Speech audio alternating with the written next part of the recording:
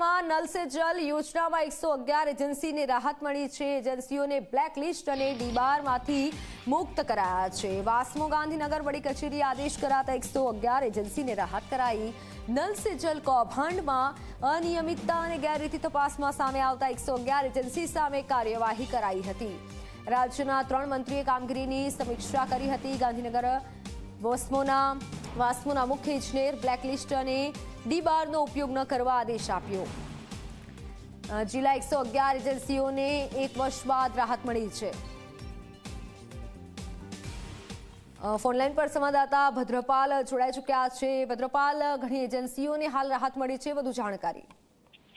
જી બિલકુલ મિત્ર, ખાસ કરીને વાત કરીએ તો મહીસાગર જિલ્લામાં 1 વર્ષ અગાઉ વાસ્મોની 111 એજન્સી છે તેને બ્લેકલિસ્ટ અને ડીબાર્ડ કરવામાં આવી હતી।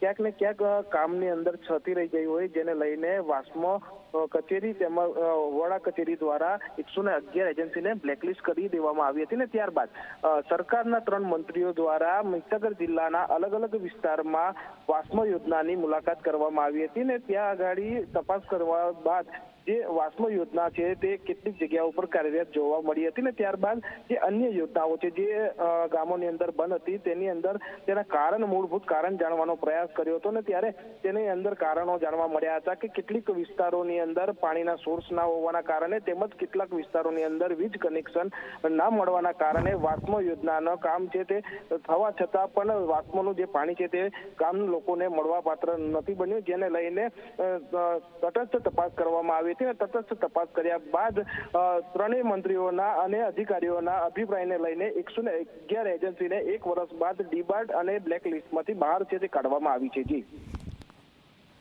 બિલકુલ, આભાર સમગ્ર માહિતી બદલ।